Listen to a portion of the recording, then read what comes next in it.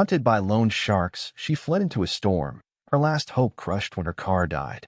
Desperate, she shoved her last $20 into a stranger's hand, begging him to drive her away. She mistook the city's ruthless mafia boss for a valet, but he didn't call the police when her enemies found her. He just claimed her, demanding a payment far beyond money. Now she's his. The air in the grand ballroom of the Astor Hotel hung thick with the scent of old money and fresh lilies. Crystal chandeliers, heavy as frozen tears, dripped light onto a sea of diamond-studded gowns and bespoke tuxedos. A murmur of polite laughter, the clink of champagne flutes, and the occasional booming baritone of a financier echoed through the opulent space, forming a symphony of indulgence that Elena was paid to be the barely there accompaniment for. Her violin, a weathered, beloved companion gifted by her late grandmother, hummed against her chin. The wood felt warm, familiar, a solitary comfort in this cavern of cold marble and indifferent gazes. She played a delicate Vivaldi, its notes soaring, twisting, and falling like a tragic whisper. Her fingers danced across the strings with an ethereal grace, a talent honed through countless hours of practice in dimly lit apartments, in busking spots where coins sometimes dropped into her open case, and in the agonizing silence of sleepless nights. Each vibration was a lifeline, a fragile thread connecting her to a dream that felt increasingly out of reach. But tonight, the music was a lie. Beneath the practiced smile plastered on her lips, behind the fluttering eyelashes that barely concealed the dark circles under her eyes, a storm raged. Her stomach churned, a knot of icy dread tightening with every sweeping bow. Her hands, usually so steady, felt like they were trembling on the precipice of a chasm. Not because of the challenging arpeggios, but because of him. He stood in the far corner, a predator in a perfectly tailored charcoal suit, indistinguishable from the other wealthy vultures save for the unsettling stillness in his eyes. While others gossiped and drank, he simply watched, his gaze a physical weight that pressed down on Elena's chest, stealing her breath. She didn't need to see him move, didn't need to hear his voice. She felt him, a chilling presence that had been dogging her for months, a grim reaper in a designer jacket. Her father's dead. A monstrous sum, accrued through years of reckless gambling and bad business decisions, a legacy of ruin left behind after his sudden, quiet disappearance. Elena, barely 24, had inherited not a cent, but a mountain of bills, threats, and now Marco. He wasn't interested in the pittance she could scrape together from gigs. He wanted something far more valuable, something no amount of money could replace. The sharp, almost imperceptible nod from Marco sent a jolt of pure terror through her. The Vivaldi faltered for a microsecond, a single note wavering, before her professional training forced it back into line. He was serious. Tonight was the night. Her time was up, her mind raced, a frantic flurry of images, her tiny apartment, the eviction notice, the faded photograph of her father, the haunting promise she'd made to herself that she would never let anyone break her spirit, never let herself become a victim. But Marco's words, delivered just an hour ago in a whispered conversation in a dimly lit hallway, echoed with a horrifying clarity. Tonight, you pay with your body, or your hands get broken, little bird. Choose. The threat to her hands. It wasn't just about pain. It was about severing her last connection to hope, to a future where she could earn her way out of this abyss. Her violin was her voice, her shield, her only escape. Without it, she was truly nothing. The thought alone was a suffocating shroud, stealing the oxygen from her lungs. She imagined the bone-crushing grip, the grotesque snap, the permanent disfigurement. The violin would fall, shattering into 1,000 pieces, just like her life. A cold sweat slicked her palms, making the bow feel slippery. She wanted to scream, to drop the violin and run, but she was trapped on this gilded stage, a performer in her own impending tragedy. No, not tonight. Not ever. A fierce, desperate resolve ignited deep within her, a tiny ember in the howling storm of her fear. She would not let him win. She would not become another one of his nameless victims. She would run. The piece ended, a final poignant note hanging in the air, before being swallowed by the incessant chatter of the crowd. Elena offered a polite curtsy, her heart hammering against her ribs like a trapped bird. She made eye contact with Marco again. He gave a slow, predatory smile, his eyes promising a hell she refused to enter. Her next set wasn't for another 30 minutes. 30 precious minutes. Enough time if she was quick, if she was lucky. She made her way off the small stage, navigating the labyrinth of tables, ignoring the few appreciative nods and condescending glances. Each step was a tightrope walk over a bottomless pit. The perfume of the socialites, a suffocating blend of Chanel No. 5 and self-importance, felt like a physical barrier, slowing her down. She could hear her own blood pounding in her ears, drowning out the music that had now switched to a lounge singer crooning a melancholic jazz standard. She reached the back corridor, her designated green room, a glorified storage closet filled with mops and discarded catering trays. She didn't pause. Her violin case was already packed, a small worn backpack stashed behind a stack of tablecloths. She slung it over her shoulder, the weight of her few possessions a familiar burden. The service exit. That was her only chance. Through the labyrinthine hallways, past the bustling kitchen where chefs barked orders and the clatter of plates was deafening, she moved like a ghost. The smell of roasted lamb and burning sugar filled her nostrils, a stark contrast to the metallic tang of fear in her mouth. She clutched the strap of her backpack so tightly her knuckles ached, her heart threatening to burst through her chest. Finally, the door. A heavy steel fire exit. She pushed the bar, a soft click echoing louder than a gunshot in the sudden silence of the alleyway. Cold, damp air, smelling of rain and garbage, hit her face. Freedom. Almost, she burst out into the alley, a narrow canyon between towering skyscrapers, their windows reflecting the bruised purples and grays of the approaching storm. Rain, fine and chilling, had just begun to fall, a precursor to the deluge. Her beat-up sedan, a relic of better times, was parked precariously at the end of the alley, a defiant splash of faded blue amidst the muted tones of the city night. It was her only hope. She fumbled with her keys, her fingers clumsy with cold and fear. The lock clicked, a sweet sound of victory. She wrenched open the driver's side door, threw her violin case and backpack onto the passenger seat, and scrambled inside. The worn fabric of the seat seemed to sag in tired welcome. She tried again, pumping the gas pedal, her desperation growing with each failed attempt. The engine groaned, sputtered, then went utterly dead, leaving her stranded in the chilling silence, the only sound the steady drumming of rain on the roof. Panic, raw and unbridled, clawed its way up her throat. She slammed her hand against the dashboard, a sob catching in her chest. She was trapped. Marco would find her. Her hands. Then, through the rain-streaked windshield, a flash of pristine black. A sleek Rolls-Royce, impossibly long and gleaming, pulled up to the curb just outside the alley, its engine a silent, purring beast. And next to it, tall, imposing silhouette. A man in a tailored black suit, unbothered by the rain, a tendril of smoke curling from what looked like a cigar. He stood with an unnerving stillness, an aura of quiet power emanating from him even from this distance. Elena's eyes, wide with terror, latched onto him. He was a valet, surely. A private driver for one of the billionaires. A chance. A desperate, impossible chance. She fumbled for her crumpled $20 bill, her last piece of paper currency. It was nothing. A joke. But it was all she had. She threw open her car door, rain instantly plastering her hair to her face, blurring her vision. Please, she screamed over the rising wind, scrambling out of her dead car, her voice hoarse with panic, clutching the flimsy bill like a lifeline. My car is dead. Drive me to the station. I'll pay you whatever I have.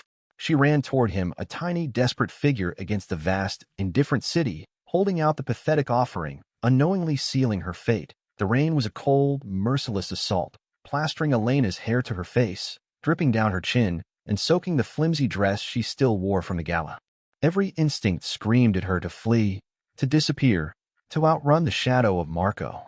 The dead engine of her car was a tombstone to her hopes, but then there he was, a stark, imposing figure bathed in the silver sheen of the Rolls-Royce, a phantom of opportunity in the driving storm. Please, she choked out, her voice raw, barely audible over the drumming rain and the panicked thrum of her own blood. She stumbled, glitter heels sinking into a puddle, but she didn't care. Her gaze was fixed on the man, on the immaculate cut of his black suit that somehow remained pristine even in the downpour, on the effortless curl of smoke from the cigar he held between two long, elegant fingers. He was a statue carved from obsidian, radiating a stillness that should have warned her, but her mind was a tempest of fear and desperation. He barely moved as she reached him, breathless, soaked, looking more like a drowned street urchin than a violinist from a charity gala. His eyes, dark and unreadable beneath heavy brows, flickered over her disheveled state. A flicker of something, amusement or perhaps something far more dangerous, seemed to cross his face, but it vanished so quickly she wondered if she'd imagined it. My car, she gasped, thrusting her keys, the scratched, worn keys to her ancient sedan, into his chest. Her hand trembled violently, brushing against the crisp linen of his shirt, a stark contrast to the rough metal of her keys. He made no move to take them. His hand, surprisingly warm and solid, simply remained still, the cigar a smoldering ember between his fingers. It won't start. Please, I need to get to the station. No, I'll pay you. Whatever I have. She fumbled in her damp pocket, pulling out the crumpled $20 bill, her last tip, a meager offering against the storm she was running from. She pressed it into his palm, her fingers brushing against skin that felt like warm stone, utterly unyielding. Here, please. His gaze dropped to the pathetic bill, then slowly, deliberately, lifted back to her eyes. There was no judgment there, no pity, just an unnerving intensity that sent a fresh shiver down her spine, one that had nothing to do with the biting cold. His security detail, two hulking figures melting from the shadows, took a step forward, their eyes narrowed, clearly assessing her as a threat. But a subtle, almost imperceptible flick of his wrist stopped them. Dante Moretti did not need to shout. His will was command. He studied her, a long, unnerving moment stretching between them, punctuated only by the relentless drumming of the rain. Elena felt exposed, raw, her desperation laid bare before this impossibly composed man. She expected a dismissive wave, a curt refusal, a scornful laugh. Instead, a deep, resonant voice, like expensive aged whiskey, rumbled from his chest. Get in. It wasn't a question. It was an order. He didn't take her keys. He didn't even acknowledge the $20 bill that still lay crumpled in his palm. He simply moved, opening the back passenger door of the Rolls-Royce. Elena blinked, confused. The back door. She was expecting the driver's seat, but she was too desperate to argue, too terrified to question. Relief, potent and intoxicating, flooded her senses, momentarily drowning out the lingering fear of Marco. She scrambled inside, collapsing onto the plush cream leather seat. The door closed with a silent, heavy thud, sealing her within a cocoon of luxurious quiet. The interior of the Rolls-Royce was a stark contrast to the chaos outside. It smelled of expensive leather, faint cigar smoke, and a subtle, masculine cologne that was both sharp and alluring. The rain was reduced to a whisper against the darkened windows. She felt absurdly out of place, her wet, clinging dress, her tangled hair, her mud-splattered shoes clashing violently with the immaculate surroundings. The man slid into the driver's seat, his movements fluid and economical. He didn't even glance at her in the rearview mirror. Elena watched him, a strange mix of relief and growing apprehension twisting in her gut. He was too well-dressed, too composed, too powerful for a mere valet. But then, this was New York. Perhaps he was a private chauffeur for someone obscenely wealthy, someone who paid him enough to project this air of dangerous authority. She nervously adjusted her wet dress, trying to make herself smaller. Thank you, she whispered, her voice still shaky. I really appreciate this. That storm came out of nowhere, and my car, it just... He didn't respond. He simply started the engine, a barely audible hum of immense power. The car glided away from the curb, a silent black shark slicing through the torrent of rain. Elena, unable to bear the silence, started to babble. You know, my father always said you could tell a lot about a person by their car. Mine, well, she's seen better days, bless her heart. But this, she gestured vaguely at the opulent interior, this is impressive. Is it your boss's? They must be quite important. She gave a small, nervous laugh. Or maybe you just drive very expensive cars all the time. Is it a good living? Being a private driver for someone like that, Dante's hands, strong and elegant, gripped the steering wheel with an almost terrifying stillness. He still hadn't looked at her. His profile was sharp, his jawline sculpted, eyes focused intently on the glistening road ahead. He was utterly unreadable. Elena felt a prickle of unease. Most drivers, even professional ones, would offer a polite grunt, a nod, anything. This man was a wall of silence. Maybe he's just intense, she thought, trying to reassure herself. Some people are like that, especially if they deal with rich people all day. Probably used to their eccentricities. She shifted, the wet leather feeling cool against her skin. So, the station. Grand Central is fine, or Penn Station. Wherever is easiest. I just need to get away from the city for a little while. Clear my head. You understand, right? Just too much going on. Too many demanding people. Like those snobby guests at the gala. Treating everyone like they're invisible. Honestly, some of these rich people, she trailed off, suddenly realizing she was ranting to a man who likely worked for those rich people. Her cheeks flushed with fresh embarrassment. Sorry, she mumbled, looking out the window at the blurred lights of Manhattan, the city lights reflecting in the rain-slicked streets. Long night. My mind's a mess. Dante remained silent, the Rolls-Royce moving with an almost otherworldly smoothness. He didn't take the turn for Grand Central, nor did he head towards Penn Station. Instead, he drove deeper into a less crowded part of the city, a district of brick buildings and dimmed streetlights, far from the glittering skyscrapers she knew. Elena's heart began to thrum a nervous rhythm again. Is this a shortcut? I think we missed the turn for the station. Finally, he spoke, his voice still that low, dangerous rumble, but with a new, almost imperceptible hint of something dark and anciently amused. We're not going to the station. Elena frowned. What? But I said. He pulled the car to a stop in front of a modest, yet elegantly lit building. Soft jazz music, live and soulful, drifted out from behind its heavy, unmarked wooden doors. It wasn't a station. It looked like a private club. Dante turned off the engine, plunging the interior into a sudden, pregnant silence, broken only by the continued whisper of the rain. Then he finally turned his head, his dark eyes meeting hers in the dim light. A slow, chilling smile, utterly devoid of warmth, touched his lips. The silence that followed Dante's low declaration in the Rolls-Royce was heavier than the pounding rain outside. Elena felt a cold dread seep into her bones, chilling her from the inside out. This wasn't a shortcut to a station. This wasn't a kind stranger offering a ride.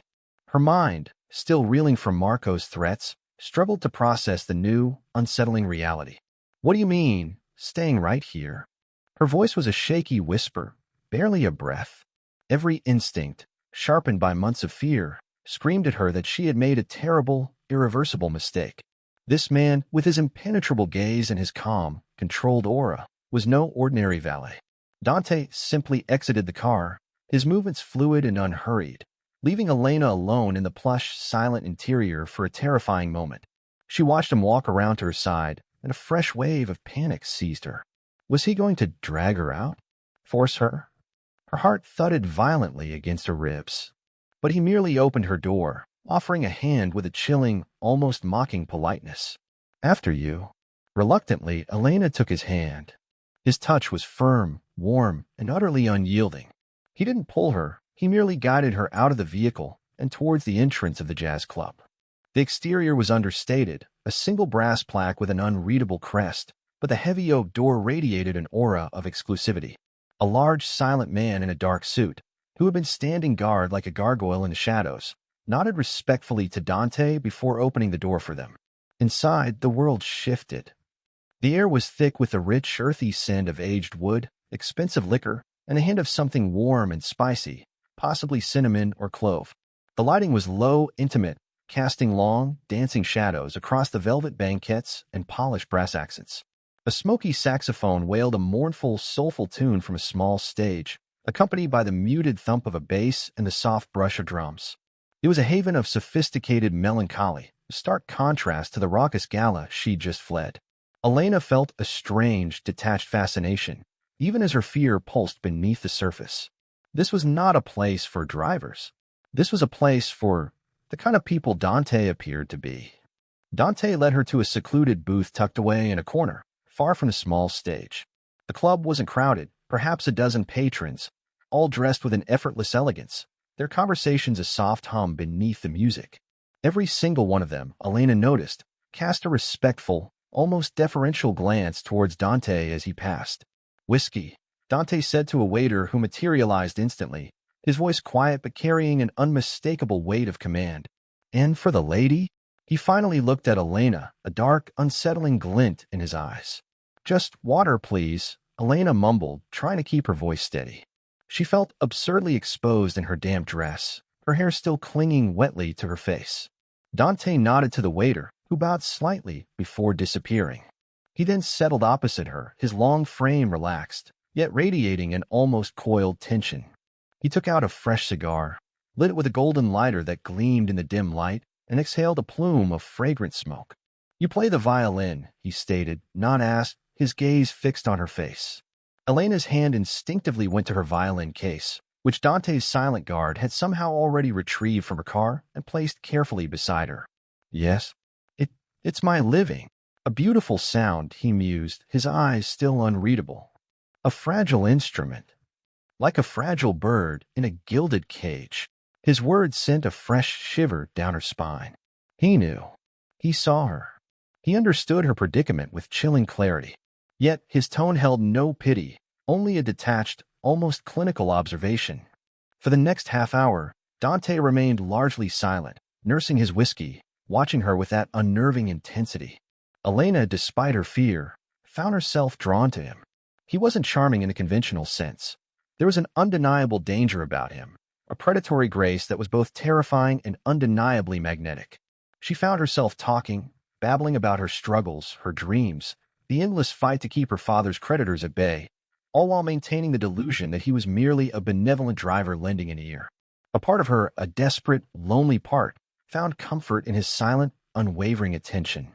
She was mid-sentence, lamenting the unfairness of life for struggling artists, when her ancient cell phone, still damp in her pocket, vibrated violently. Her heart leaped into her throat. She knew that number. Marco. Dante's eyes narrowed slightly, noticing the sudden shift in her demeanor. "Problem," he rumbled. Elena fumbled for the phone, fingers clumsy. And no, just probably a wrong number. She knew it wasn't. She glanced at Dante, sitting across from her, seemingly so calm, so removed from the ugliness of her world. She couldn't let Marco implicate him. She couldn't. She pressed the phone to her ear, trying to keep her voice low and steady. "Hello." Marco's voice, a gravelly snarl, cut through the jazz music like a razor. "Little bird, where are you? You think you can fly away from me? I saw you leave. I saw you run. You have 5 minutes to get back here, or I send my boys to your pathetic apartment. And they won't be gentle with your pretty hands." Elena's breath hitched. She could feel the blood drain from her face. Her eyes darted to Dante, who was now watching her with a piercing intensity, his expression unreadable.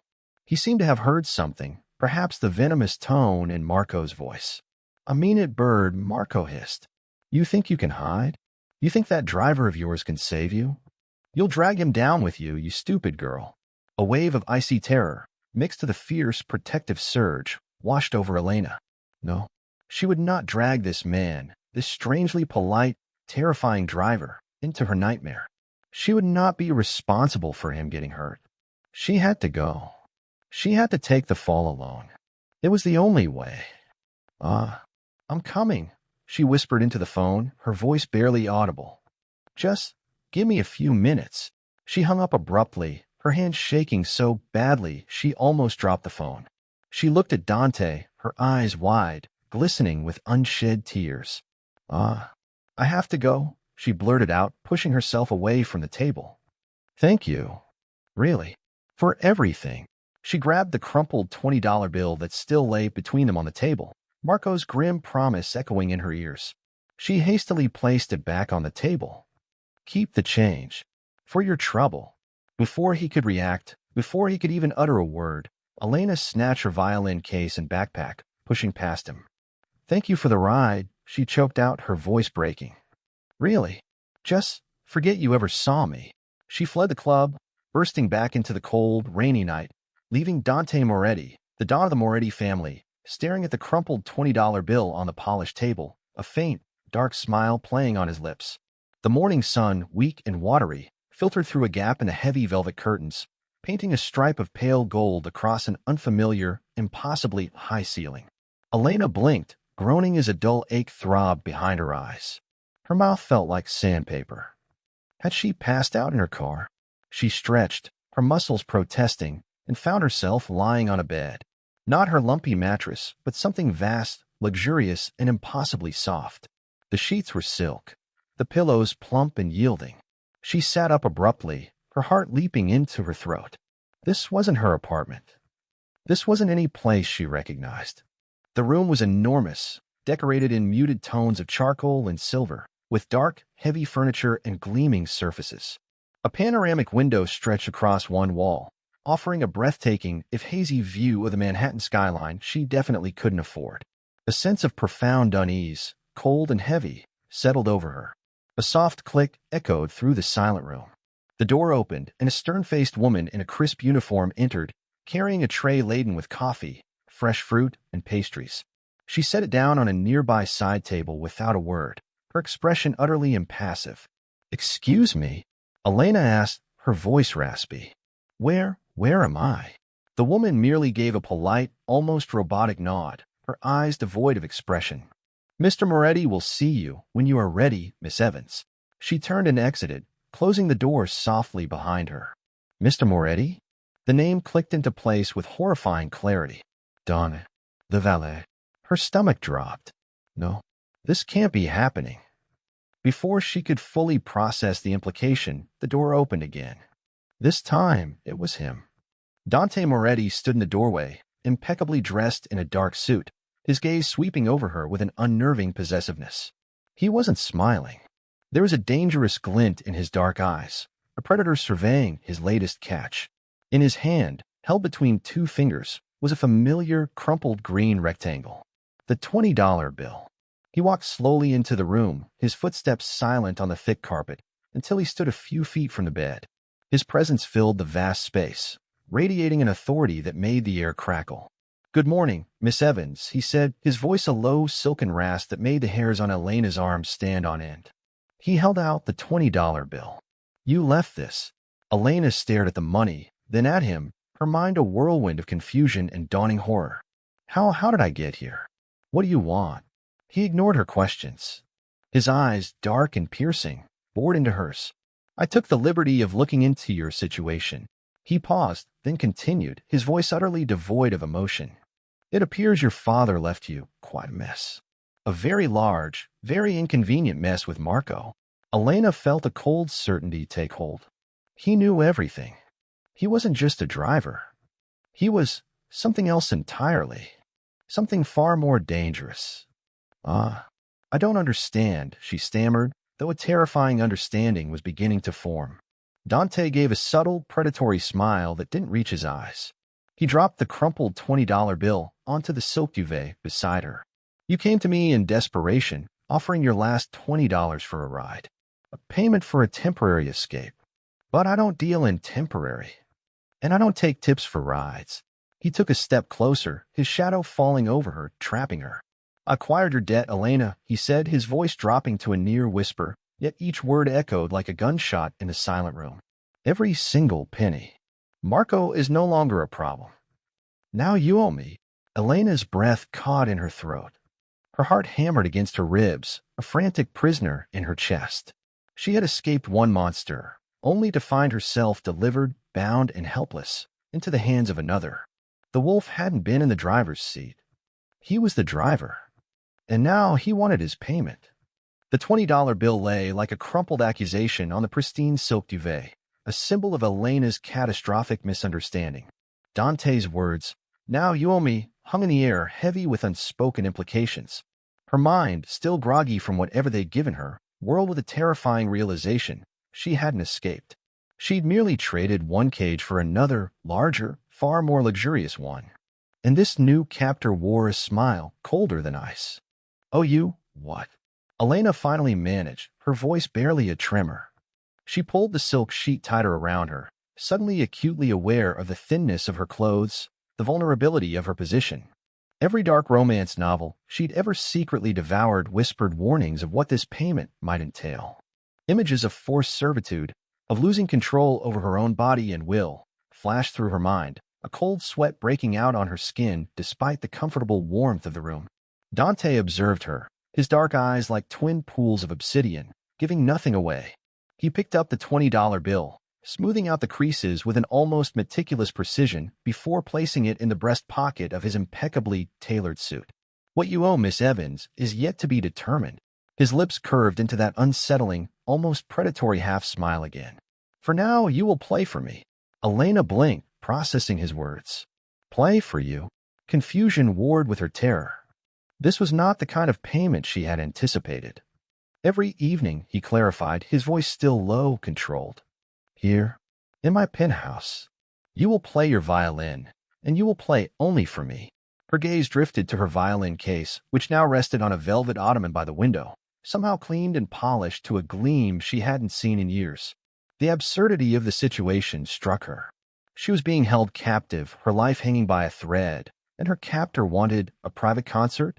Is that all? She asked, a note of disbelief creeping into her voice. For now, Dante repeated, his gaze unwavering.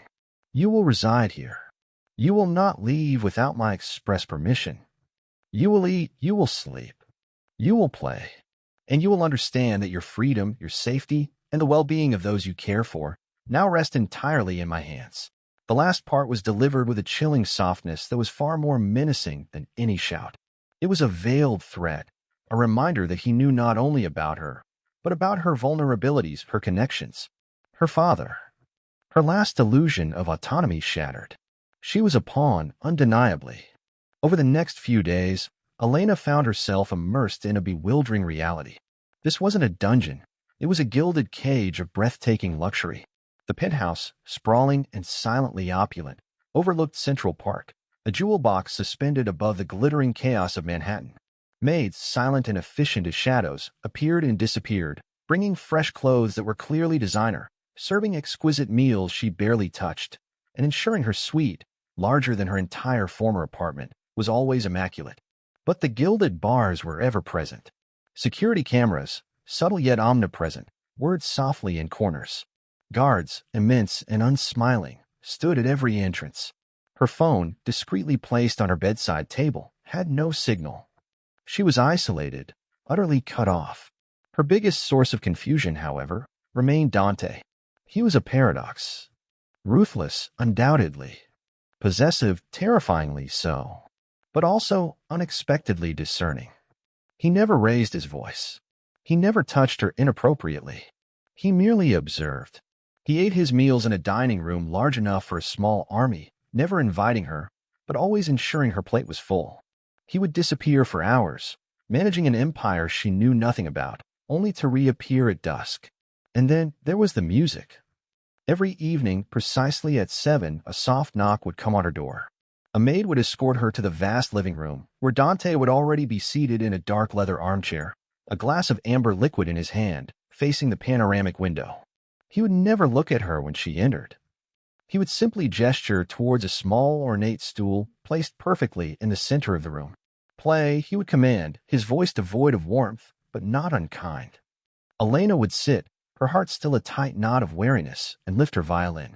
The first few nights were agony. Her bow arm felt stiff, her fingers clumsy. She played mechanically, her mind racing, wondering if this was a prelude to something far darker.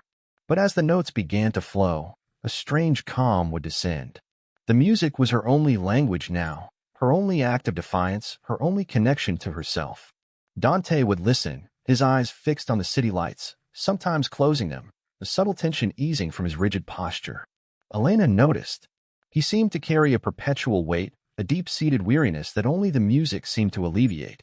She caught glimpses of it in the faint lines around his eyes, the almost imperceptible clenching of his jaw when he thought he was unobserved. She started to suspect it wasn't just a simple request for music. One evening, deep into a melancholic Bach sonata, Elena watched Dante's reflection in the darkened window. His head was leaned back, eyes closed, his breathing slow and even. He looked almost peaceful. For a fleeting moment, the terrifying mafia boss faded, replaced by a man haunted by something she couldn't yet comprehend. It was a dangerous thought, a crack in the wall of fear she'd built around him. The maid, a woman named Sophia with surprisingly kind eyes, often brought Elena tea or fruit throughout the day. One afternoon, while setting down a plate of fresh figs, Sophia spoke in hushed tones. "Don't mind Mr. Moretti, Miss Evans.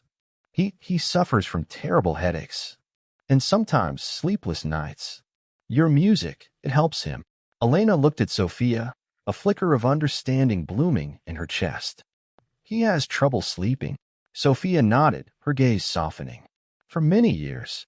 Before you came, he would often pace all night. Now he rests. Your music is a gift, Miss Evans." Gift. Elena found herself replaying Sophia's words. Was this her payment? To be a living lullaby for a man who ruled a dark empire? The idea was both preposterous and, in a twisted way, almost comforting. It was a purpose, a small safe corner in this gilded cage that wasn't explicitly about her body or her ruin, but the wariness persisted. Dante's care was absolute, but it was also utterly controlling. Her old, worn clothes, a silent protest against her new reality, were mysteriously replaced by a wardrobe of designer dresses, tailored perfectly to her frame. She tried to refuse the lavish meals, but a cold stare from Dante across the vast living room one evening was enough to make her silently pick up her fork.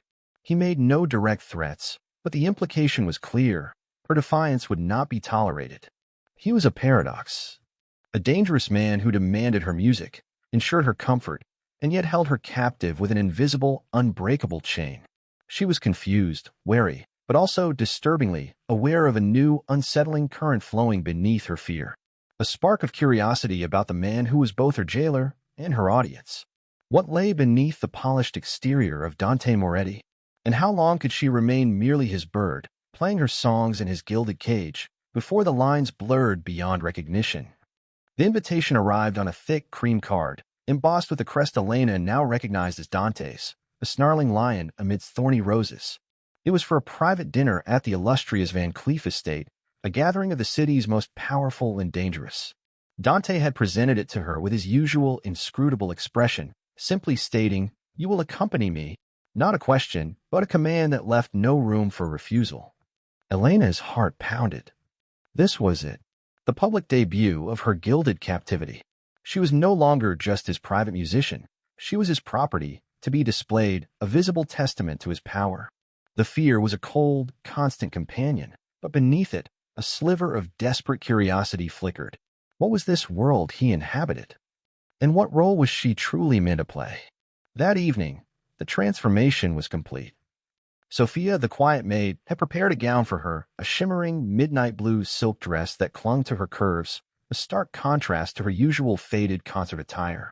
It was elegant, expensive, and utterly unlike anything Elena had ever owned. Diamonds, impossibly large and dazzling, adorned her ears and neck, borrowed from Dante's formidable collection. Looking in the mirror, she barely recognized herself. She was a ghost of her former self, draped in a costume that screamed wealth and unattainable beauty. Dante met her in the penthouse living room, his gaze sweeping over her with a possessive intensity that made her breath catch. He wore a dark, perfectly tailored tuxedo, his presence radiating an almost lethal elegance. "Acceptable," he murmured, a hint of something unreadable in his dark eyes. He offered his arm, and Elena, her hand trembling slightly, placed hers on his bicep. The solid warmth of his arm was a strange anchor in the whirlwind of her emotions. The drive to the Van Cleef estate was a silent affair, the armored limousine gliding through the city streets like a phantom. Elena stole glances at Dante's profile, stern, unyielding, his jaw tight. She was keenly aware of the dark power he exuded, a silent promise of violence that simmered just beneath the surface. Tonight, she was not just Elena, the violinist. She was Dante Moretti's companion, and that fact alone painted a target on her back. The estate itself was a fortress of privilege, a sprawling mansion nestled amidst manicured gardens, guarded by silent, watchful men. Inside, the opulence dwarfed even Dante's penthouse. Crystal, gold, and priceless art adorned every surface. The guests were a collection of old money, new money, and something far more ancient and dangerous, the shadowy figures of power Elena had only ever read about in newspapers. Dante led her through the throng, his hand resting lightly but firmly on the small of her back, a silent claim. Every eye in the room seemed to follow them. Whispers, hushed and curious, rippled through the crowd. Elena felt like a rare specimen under a microscope, her composure a fragile facade. She offered polite smiles, her throat tight, and clung to Dante's arm like a lifeline. He introduced her simply as Elena, never elaborating, his gaze daring anyone to question his choice. Dinner was served at a long mahogany table, adorned with candelabras and antique silver. Elena found herself seated beside Dante, across from a man with a bloated face and restless eyes named Silvio Rossi. He was a known associate, a crude and boisterous figure whose reputation for unsavory dealings preceded him. From the moment they sat, Rossi's eyes seemed to linger on Elena with an unnerving, proprietary interest. As the courses progressed, and the wine flowed freely, Rossi grew bolder. He began to make increasingly lewd comments, disguised as compliments, directed at Elena. Dante, sitting beside her, remained impassive, a silent, deadly presence, observing everything without seeming to react. Elena felt a cold knot of dread tighten in her stomach. She tried to deflect, to smile politely, to ignore the leering stares, but Rossi's persistence was relentless. "So, little bird," Rossi slurred, his thick fingers drumming on the table, his eyes raking over Elena's exposed collarbone. Dante always had a taste for pretty things. What exactly does a violinist do for a man like our Don? Play him a lullaby after a long day of business. He let out a booming, vulgar laugh, joined by a few nervous chuckles from across the table. Elena felt a flush of humiliation creep up her neck. Her eyes darted to Dante, hoping for some sign, some intervention. But he merely continued to sip his wine, his expression unreadable, a silent, terrifying sphinx.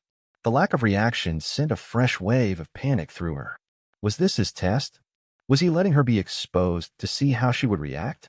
Rossi, emboldened by Dante's silence, leaned closer, his breath reeking of stale wine and cigars. His thick hand reached out, his fingers brushing against Elena's bare arm, a slimy, unwelcome touch. "Perhaps you could play for me sometime, little bird.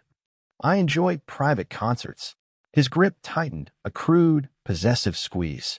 "I'm sure we could find a suitable payment." A gasp escaped Elena's lips. She recoiled, pulling her arm away sharply, her face burning with shame and fury. This was too much. This was Marco all over again, the same insidious threat, the same degrading proposition. She hated being called a little bird. She hated feeling like a fragile, helpless thing to be bought and sold. And then it happened. Before anyone at the table could react, before Elena could even register the movement, Dante's hand shot out. It wasn't a slow, deliberate move. It was a blur of lethal speed. His fingers, those same elegant fingers that held a cigar, closed around Silvia Rossi's wrist with the crushing force of a steel trap. Rossi yelped, a surprised, strangled sound, his bloated face paling instantly. His eyes, wide with terror, locked onto Dante's. Dante didn't raise his voice. His tone was dangerously calm, a low, controlled whisper that cut through the sudden, horrified silence of the table. Every single guest had frozen, utensils suspended midair, their faces drained of color. No one. Dante enunciated each word with chilling precision, his eyes burning with a dark, terrifying fire, touches what is mine. His grip tightened. A sickening snap echoed through the room. Rossi let out a guttural scream, raw, animal sound of excruciating pain. His wrist twisted at an unnatural angle, his fingers now limp and useless, a grotesque parody of their former boastfulness. A single drop of blood, dark and viscous, splattered onto the pristine white tablecloth, just inches from Elena's plate. Elena gasped, her hand flying to her mouth, her eyes wide with shock and visceral terror. The sheer, brutal efficiency of Dante's violence was horrifying. He hadn't paused, hadn't threatened. He had simply acted. The raw power, the absolute lack of hesitation, sent a cold shiver down her spine. Dante released Rossi's wrist, letting the man collapse onto the table, clutching his broken hand, whimpering in agony. Dante then slowly, deliberately, picked up a pristine white napkin, dabbed the solitary drop of blood from the tablecloth, and tossed the soiled linen onto Rossi's trembling form. He finally turned his dark gaze back to Elena. His eyes, still blazing with a cold fury, softened infinitesimally when they met hers. "No one," he repeated, his voice now directed solely at her, a possessive promise that pierced through the lingering terror. "No one is permitted to touch those hands, Elena. They are far more valuable than his pathetic life." Elena stared at him, her body trembling uncontrollably, not just from fear, but from a strange, unsettling surge of something else. Something fierce and primal. She had just witnessed an act of horrific violence, a public display of brutal, uncompromising power. It should have terrified her completely, repulsed her to her core. And yet, as Dante's eyes held hers, as his words sank in, "They are far more valuable than his pathetic life," a dangerous, intoxicating sensation bloomed in her chest. It was the most extreme, the most terrifying, and undeniably the most absolute protection she had ever experienced. The man who held her captive in a gilded cage had just demonstrated, with brutal clarity, that he would shatter anyone who dared to threaten what he considered his. And for a brief, bewildering moment, Surrounded by the horrified silence of the most dangerous people in New York, Elena felt utterly, terrifyingly, undeniably safe. The aftermath of the dinner at the Van Cleef estate was a chilling tableau. Silvio Rossi was whisked away by his shaken entourage, his screams fading into the night. The remaining guests, now deathly pale and sober, finished their meals in an unnerving silence, casting nervous glances at Dante. Elena felt a cold knot in her stomach, a mixture of revulsion and a terrifying fascination. Dante, however, seemed entirely unaffected. He continued his meal as if nothing untoward had happened, his composure absolute, his gaze occasionally flickering to Elena with an unspoken message of possessive triumph. The drive back to the penthouse was silent, punctuated only by the rhythmic swish of the wipers against the now light rain. Elena sat rigid, her hands clasped tightly in her lap. The image of Rossi's twisted wrist burned into her mind. She should have been terrified of Dante, repulsed by his casual brutality. And a part of her was. But another darker part, the part that had been hunted and terrorized for months, felt a bizarre, dangerous sense of vindication. He had protected her. In his own terrifying way, he had drawn a line in blood and declared her off-limits. When they arrived, the penthouse was quiet, almost eerily so. The usual contingent of guards seemed more numerous, their faces grim. Dante dismissed them with a curt nod, then turned to Elena, his dark eyes finally meeting hers. "Go to your room, Elena. You've had enough excitement for one evening." His voice was low, tired, a subtle weariness she hadn't noticed before. Elena nodded numbly, her legs still feeling like jelly. She wanted to run, to lock herself away, and forget the horror she'd witnessed. But as she turned to leave, she caught a glimpse of something. A dark, rapidly spreading stain on the immaculate white cuff of Dante's shirt, just above his left ribcage. Blood. Her breath hitched. "Dante," she whispered, her voice barely audible. You're bleeding." He flinched, a subtle tightening of his jaw, and quickly tried to cover the stain with his hand. "It's nothing. A scratch." But it clearly wasn't. The stain was growing, darkening. A fresh wave of fear, this time for him, surged through her. This terrifying, brutal man, who commanded fear and respect, was hurt. "No, it's not nothing," she insisted, stepping closer, her fear for herself momentarily eclipsed by a sudden, inexplicable urge to help him. "You need a doctor." Dante shook his head, a muscle twitching in his jaw. "No doctors. Not here. Not now." His voice was laced with an underlying current of pain, but also a fierce, ingrained distrust. But Elena started, then stopped, realizing the futility of arguing. If he didn't want a doctor, he wouldn't get one. She remembered Sophia's words. He suffers from sleepless nights. Perhaps he also suffered from other things, secrets he couldn't let outsiders see. "Let me," she said, her voice softer, surprising even herself. "Let me help." He stared at her, his dark eyes narrowed, a flicker of suspicion in their depths. "You? I helped my grandmother when she used to cut herself gardening." She improvised, a desperate lie. In truth, she'd once bandaged a stray cat. But it was enough. "I can be gentle. Just let me see." A long moment passed, thick with unspoken tension. Then, with a slow, almost reluctant nod, Dante walked past her, towards a private study she'd never been allowed to enter. It was a masculine space, filled with dark wood, leather-bound books, and the faint, lingering scent of his cigars. He shrugged off his tuxedo jacket, tossing it onto a chair, then began unbuttoning his shirt with slow, careful movements. Elena swallowed, her heart thumping. The sight of his broad, muscled back, crisscrossed with faint scars, was both intimidating and strangely vulnerable. He was not just a suit. He was a canvas of battles fought and survived.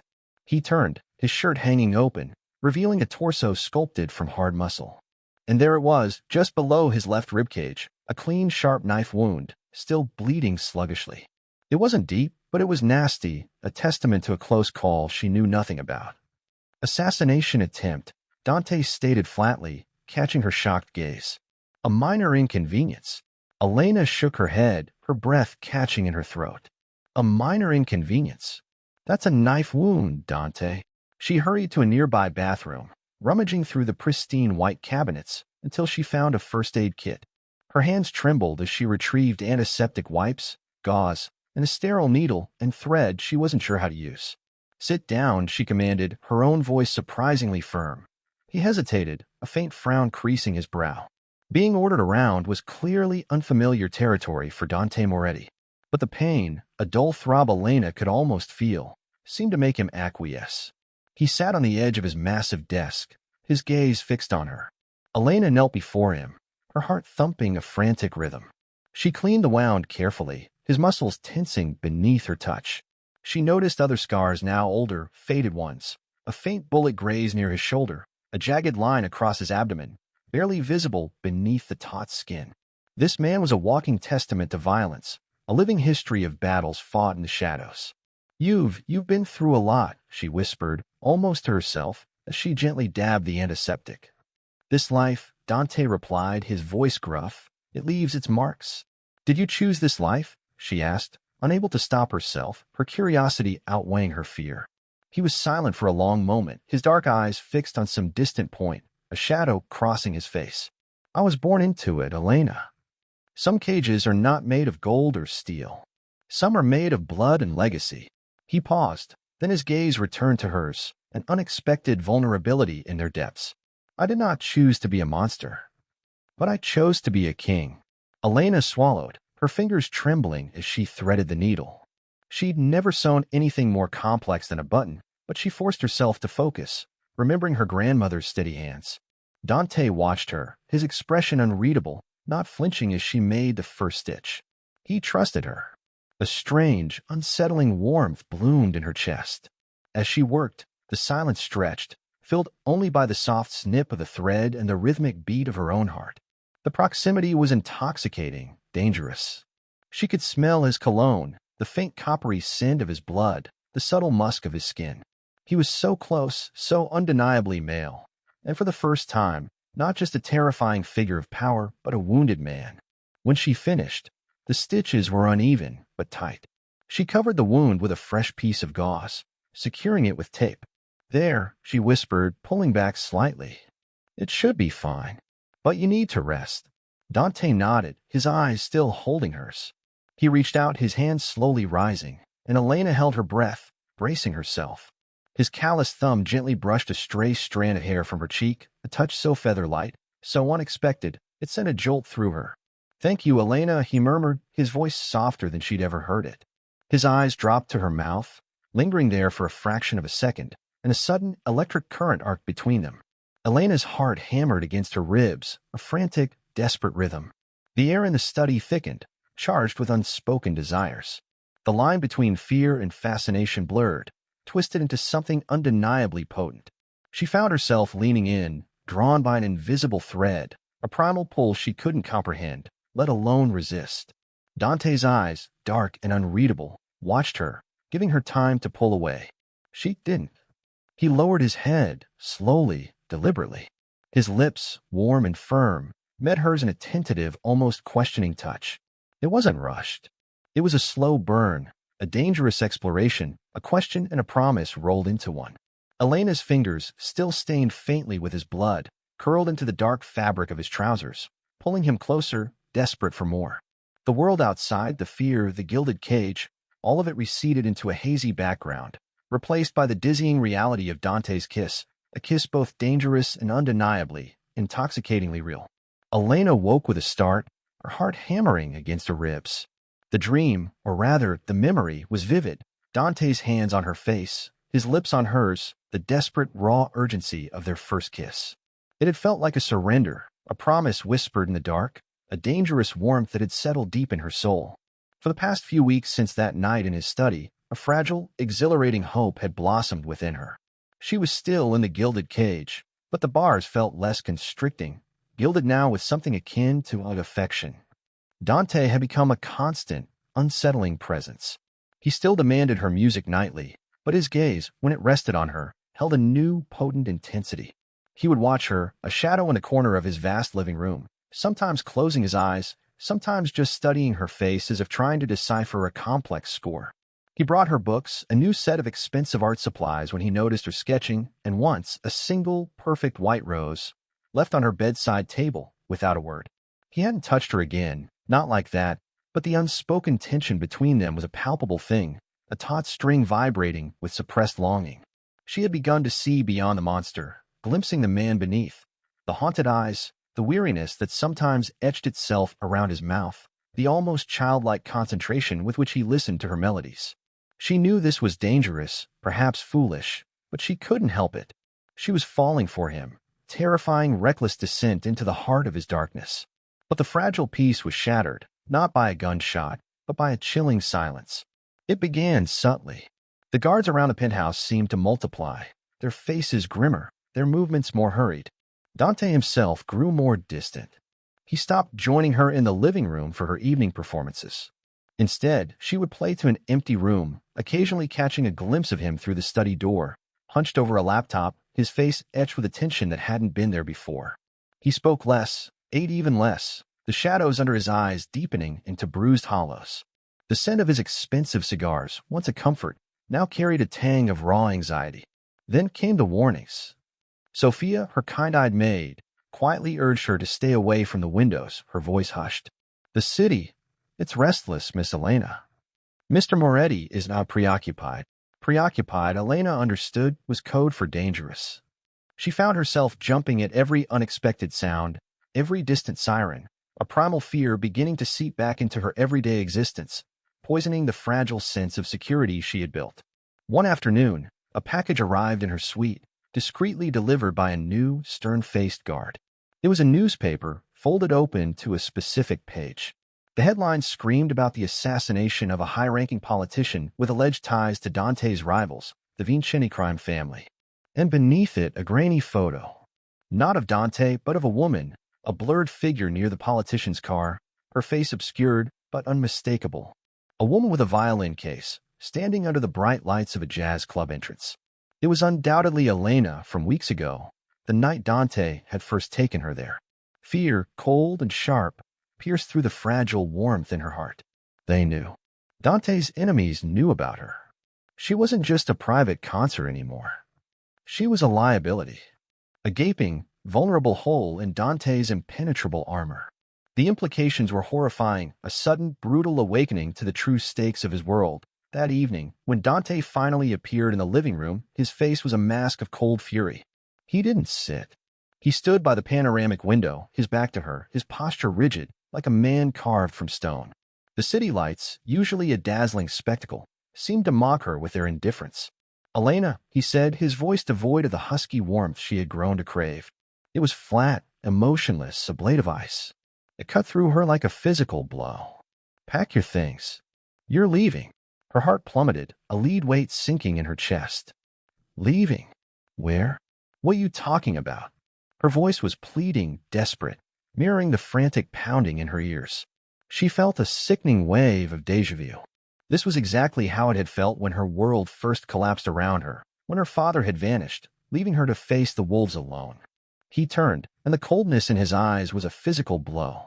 It was the same look he had given Silvio Rossi before breaking his hand, but directed at her. Situation. What situation? Dante, what's going on? Her throat was tight, choked with rising panic. She clutched the newspaper, its brittle edges digging into her trembling fingers. He took a step closer, his eyes like chips of granite, utterly devoid of the warmth she had glimpsed. My enemies have begun to take an interest in you, Elena. They believe you are a vulnerability I cannot tolerate, a distraction I cannot afford. The words struck her like a physical force. A vulnerability, a distraction. Her hope, her foolish, reckless hope, shattered into a million painful pieces. She wasn't a muse. She wasn't a connection to his lost humanity. She was a weakness to be eliminated, stored away like a discarded toy until he was done with his games. The harsh reality of her position, a mere asset in his brutal world, crashed down upon her. Is that what I am to you? She whispered, her voice trembling, broken. A liability. A problem to be shipped off when things get inconvenient. The raw pain in her voice was almost unbearable. His jaw tightened, a muscle clenching visibly. For a fleeting moment, she thought she saw a flicker of something, pain perhaps, or regret, deep within his dark eyes. A flicker of the man she had sewn up, the man who listened to her music in the dark. But it vanished as quickly as it appeared, replaced by an icy resolve, a formidable barrier. You are not strong enough for this world, Elena, he said, his voice harsh, brutally dismissive, utterly devoid of the lingering tenderness from their kiss. You are a fragile instrument. I cannot waste my resources protecting something that breaks so easily. The words felt like a betrayal, a brutal desecration of the intimacy they had shared, the unspoken promises that had bloomed between them. The memory of his lips on hers, his wounded vulnerability, felt like a cruel mockery. He was pushing her away, just as he had pulled her in, tearing open the fresh wounds of abandonment she had thought were finally healing. Tears pricked at her eyes, hot and stinging, but she refused to let them fall. Not in front of him. She would not give him the satisfaction of seeing her shatter. I see, she said, her voice laced with a bitter irony that cut through her own pain. So the $20 mistake has finally caught up to me. I'm no longer useful. My music has served its purpose, and now I'm to be discarded. You will be safe, he stated, ignoring the pain in her voice, focusing only on the cold, hard logistics. My men will ensure your comfort. You will have everything you require. Except you, she retorted, the words burning on her tongue, raw and unforgiving. Except the man who promised to protect me. The man who said my hands were more valuable than a life. Was that all a lie, Dante? Was it all just another one of your games? He stared at her, his expression unreadable. His silence was worse than any accusation. It was an affirmation of her darkest fears. She was just another pawn in his brutal game, a temporary fascination, now deemed too risky, a disposable commodity. The car leaves in an hour, he finally said, his voice flat, emotionless, a dismissal more profound than any insult. My men will escort you. Elena nodded, a single defiant tear finally escaping and tracing a path down her cold cheek. She crumpled the newspaper in her hand, the blurred image of herself, a ghost in the background, seeming to mock her foolish hope. She was a weakness, a target, problem. She walked past him, her shoulders stiff, not looking back, not daring to glance at the man who had torn her apart with cold words. The penthouse, once a gilded cage, now felt like a tomb. She was being sent away, not because he cared, but because she was a complication. Broken toy. And the man who had promised to mend her had just shattered her heart with the cold efficiency of a true monster. As she entered her suite, the emptiness of it echoed the desolation in her soul. She started to pack, her movements stiff, mechanical, her mind a numb void. The expensive dresses, the new art supplies, the single white rose now wilting in a vase, they all felt like cruel reminders of a dream that had never truly existed. A bitter, painful memory of a love she had mistakenly believed was real. An hour later, Elena walked out of the penthouse for what she believed was the last time, her violin case clutched tightly in her hand, her backpack heavy on her shoulders. Dante wasn't there to see her off. Only his silent, unsmiling men. As she stepped into the private elevator, she felt a profound sense of abandonment, a crushing heartbreak that eclipsed even her fear of Marco. She was alone again, truly alone, and this time it felt like a betrayal of the deepest kind. The car, a discreet black sedan, glided smoothly through the pre-dawn streets of New York. Two of Dante's men sat in the front, their forms rigid, their eyes constantly scanning the surroundings. Elena sat in the back, staring out at the blurred cityscape, her reflection a haunted, tear-stained ghost in the tinted window. She had lost everything again. And this time, the man she had foolishly begun to trust, the man who had shown her a fleeting glimpse of humanity, was the one who had discarded her. She closed her eyes, a fresh wave of tears burning behind her eyelids. The thought of a quiet, lonely estate in Tuscany felt like a prison sentence. A life without purpose, without passion, without him. Suddenly, the world exploded. A deafening screech of tires, a violent lurch that threw her forward, sending her head slamming against the seat in front. Metal shrieked. Glass shattered. The car spun wildly, a dizzying, terrifying dance of destruction. The guards in the front shouted, their voices urgent, panicked. Elena felt herself being tossed about like a rag doll, her violin case flying from her grasp. A sharp, piercing pain tore through her head, and the world tilted, a cacophony of sirens, shouts, and the sickening crunch of metal. Then, through the ringing in her ears, through the haze of pain and confusion, she heard a voice. A familiar, gravelly snarl that cut through the chaos like a knife. Well, well, little bird, Marco's voice sneered, thick with triumph, as a powerful hand roughly yanked open the shattered door and seized her arm. You didn't think you could fly away that easily, did you? Elena screamed, a raw, terrified sound, as he dragged her out of the wrecked car, her vision blurring, her world dissolving into a terrifying, inescapable darkness. The metallic tang of blood in her mouth, the acrid smell of burnt rubber and exhaust fumes, were Elena's first sensations upon waking. Her head throbbed, a relentless drumbeat against her skull. Her wrists were bound, the rough ropes chafing painfully against her skin, the friction already creating angry red welts. She blinked, forcing her eyes open, her vision swimming in and out of focus. Every muscle screamed in protest. She was in a cellar. Cold, damp, smelling of mildew, and something else, something foul and decaying that clung to the back of her throat.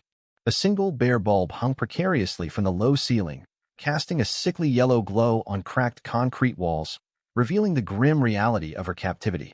She was tied to a rickety wooden chair, her body aching from the violent impact of the crash, her midnight blue dress torn and smeared with dirt and grime.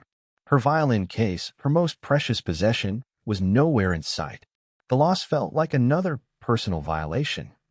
A door creaked open, admitting a sliver of harsh light and the sound of heavy footsteps. Marco. He stood in the doorway, his bloated face split by a cruel, triumphant grin, his eyes glittering with malicious glee like a predator who had finally cornered his prey. Behind him, two hulking figures, his usual enforcers, stood silently, their faces devoid of expression, their sheer size radiating menace. "Awake, little bird," Marco sneered, stepping closer, his shadow falling over her, enveloping her in a suffocating darkness. "Took you long enough. Had to make sure Dante's little pets didn't follow. They're a bit persistent, I'll give them that." He chuckled, a harsh, grating sound that scraped against her raw nerves, making her stomach clench with revulsion. But even the great Dante Moretti can't protect what he lets go, can he? Elena's heart pounded against her ribs, a frantic, trapped thing, echoing the frantic beat in her ears. Humiliation, shame, and a searing pain of betrayal ripped through her. Dante had sent her away. He had called her a weakness, a fragile instrument, a distraction. And now, precisely because of that cold dismissal, she was here. His coldness had delivered her directly into the hands of her old tormentor. The irony was a bitter, unbearable pill. "What do you want?" She choked out, her voice raspy, her throat dry, each word a painful scrape. She tried to pull against her bindings, but the ropes only dug in deeper, a stark reminder of her powerlessness. Marco crouched before her, his breath foul with stale cigarettes and something sickly sweet. His beady eyes raked over her, a possessive, violating gaze. "What do I want? I want what I was promised, little bird. Your father's dead. And since you're so much more interesting now, a little pet of the Don himself, I believe you'll fetch a much higher price." He straightened, a chilling glint in his eyes that promised far more than mere money. "Consider yourself the main event tonight. A special item on the menu for a very exclusive clientele." He laughed again, a booming, self-satisfied sound that bounced off the cold concrete walls, reverberating in her skull. Then he signaled to his men. They untied her roughly, their hands bruising her skin, pulling her forward, not towards an exit, but towards another, larger door at the far end of the cellar. Fear, cold and absolute, gripped her. An auction. He was going to sell her. Like a piece of meat. The thought made her want to vomit. They shoved her through the door, and Elena gasped, a choked cry escaping her lips. The room beyond was larger, a vast, cavernous space, dimly lit by spotlights that created pools of intense, garish light on a makeshift stage. Rows of tables, draped in black velvet, were arranged in a semicircle, and seated at them were men. Dozens of them. Old, young, impeccably dressed, their faces edged with greed, lust, and a chilling expectation. The air was thick with cigar smoke and a heavy, cloying scent of expensive cologne, but also something else, something predatory and unclean that made her skin crawl. The low hum of whispered conversations, like the buzz of hungry flies, filled the oppressive atmosphere. "Welcome, gentlemen," a slick, oily voice boomed from the stage, amplified by cheap speakers, echoing eerily in the cavernous space. "And now for our piece de resistance. A rare offering, indeed. A delicate instrument with a very rich history." The lights intensified, blinding her. Elena was shoved onto the stage, the sudden glare of the spotlight scorching her eyes. She stumbled, clutching her torn dress, trying to shield her face, her eyes darting frantically across the faces in the crowd. They were all staring, their expression a mix of morbid curiosity and blatant lust. She felt their gazes like physical touches, stripping her bare, defiling her. She was merchandise, a commodity, a thing to be bought and sold. Marco stepped onto the stage beside her, his hand grasping her arm tightly, his fingers digging into her flesh, presenting her like a prize at a grotesque fair. This little songbird comes with a story, gentlemen. A history with the Moretti family itself. Imagine the secrets she could sing. He grinned, his eyes gleaming, a grotesque parody of showmanship. Who will open the bidding for our lovely Elena? A ripple went through the crowd. Murmurs, whispers, the clink of ice in glasses. Someone, a man with a diamond pinky ring, called out a figure. Then another. The numbers escalated, each one a hammer blow to Elena's soul, confirming her worst fears. She was worthless, a pawn, a commodity. Dante's words, "You are not strong enough for this world," echoed in her mind a cruel, bitter truth. He had abandoned her. She was truly alone, at the mercy of these monsters. Just as the bidding reached a fever pitch, a deafening crash ripped through the room, shaking the very foundations of the building. The heavy double doors at the far end of the cellar exploded inwards, splintering wood and twisted metal flying across the room like deadly shrapnel. Dust and debris rained down from the ceiling, obscuring visibility for a moment. A collective gasp, then a stunned, terrified silence fell over the crowd, broken only by the settling dust. Through the gaping maw of the broken doors, a figure emerged. Tall, imposing, his black suit now smudged with dust and what looked ominously like blood, but his posture was that of an avenging god, utterly unaffected by the destruction around him. His dark eyes, usually cold and unreadable, were burning with a terrifying primal fury Elena had never witnessed. Dawn. He wasn't alone. Behind him, a phalanx of his men, armed and silent, poured into the room, their faces grim, their movements precise and deadly. They fanned out, their weapons raised, effectively trapping every single person in the room. The air instantly crackled with lethal intent. The auctioneer, a man who had looked so confident moments before, visibly swallowed, his face paling to an ashen gray. Marco, still holding Elena's arm on the stage, visibly flinched, his cruel grin vanishing, replaced by a look of abject terror. His eyes darted around, searching for an escape that wasn't there. Dante ignored everyone else. His gaze, dark and lethal, cut through the hazy, smoke-filled room, bypassing the terrified bidders, bypassing the armed guards, landing directly on Elena, tied to the stage, Marco's hand still gripping her arm. The sight of her torn dress, her bruised face, the rope marks on her wrists, seemed to ignite an even deeper, more terrifying rage within him. A low growl, barely audible but vibrating with menace, rumbled in his chest. He took a slow, deliberate step forward. Then another. He moved through the stunned crowd like death incarnate, his eyes never leaving Elena. The air crackled with his unspoken threat, his terrifying wrath. No one dared to move, no one dared to speak, paralyzed by the sheer, unbridled power emanating from him. Marco, his hand still on Elena's arm, stammered, his voice shaking, laced with desperate plea. Don Moretti. A misunderstanding. Just a little business deal. I didn't know. Dante continued his relentless advance, his gaze unwavering, fixed on Elena, ignoring Marco as if he were less than dust. He stopped at the very edge of the stage, looking up at Elena, his eyes a maelstrom of barely contained violence. He saw only her, the terror in her eyes, the tears streaking her face, the marks of her suffering. Then his voice, a low, guttural growl that resonated through the silent room like thunder, finally broke the oppressive silence. You forgot your change, Marco. Dante snarled, his eyes still locked on Elena's, but his target clear. Before Marco could even register the words, a flash of movement. Dante's hand, a blur of motion, drew a silenced pistol from beneath his jacket. A single muffled thwip echoed through the room, chillingly quiet in a profound silence. Marco's eyes widened in disbelief, a gurgle escaping his throat, a wet, horrifying sound. He looked down at the rapidly blooming crimson stain on his chest, then back at Dante, who now stood on the stage, just inches from Elena, his face a mask of brutal vengeance. Marco's grip on her arm loosened, his body swaying like a marionette with cut strings. Dante's hand reached out, not to catch Marco, but to retrieve something from Marco's now limp, blood-soaked palm. It was a crumpled $20 bill. Marco collapsed, a dead weight, falling from the stage with a sickening thud, landing amidst the stunned, terrified crowd, a lifeless heap of flesh and ruined dreams. Dante didn't spare him another glance. He turned fully to the frozen men at the tables, his face grim, his eyes burning with a cold, terrifying vengeance. "Who," he boomed, his voice echoing with absolute authority, each word a command, "placed a bid on what is mine?" Silence. Absolute. Petulant. The very air seemed to hold its breath.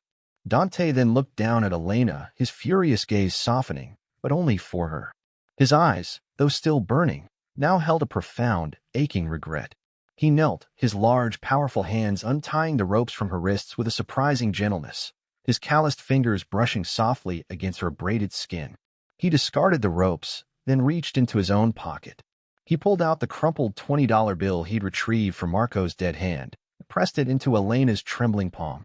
It was damp, slightly sticky, but undeniable. "Next time you hire a driver, little bird," Dante said, his voice a low, dangerous growl meant only for her, a possessive promise etched in every syllable. "Make sure you can afford his price."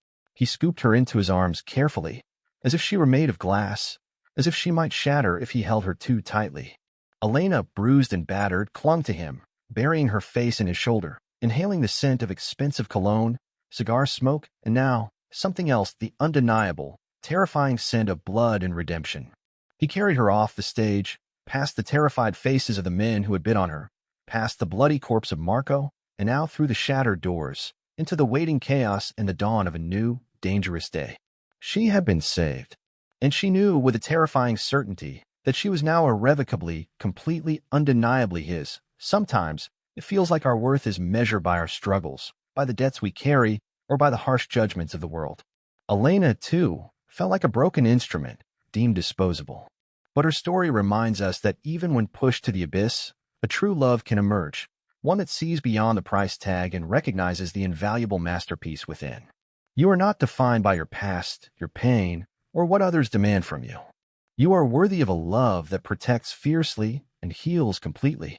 If this journey resonated with your soul, if you believe in finding light even in the darkest corners, please join our community. Like this video, subscribe, and let us know in the comments. I am priceless.